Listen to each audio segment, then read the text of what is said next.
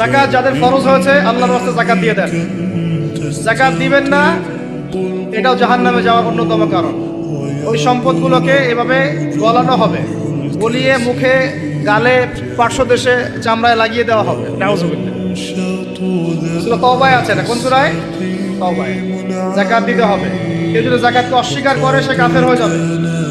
কেউ যদি যাকাতকে অস্বীকার করে কি হয়ে যাবে? কাফের হয়ে যাবে। কেউ যদি মনে করে নামাজ ফরজ, নামাজ মানি, যাকাত মানি না, কি হয়ে যাবে? কাফের হয়ে যাবে। এখন আমার কথা হচ্ছে, ইসলামী অর্থনীতির মূল ভিত্তি হচ্ছে যাকাত। যাকাত যদি ঠিকঠাক মতো দিতেন, বাংলাদেশে একটা দরিদ্র মানুষও খুঁজে পাওয়া যাইত না।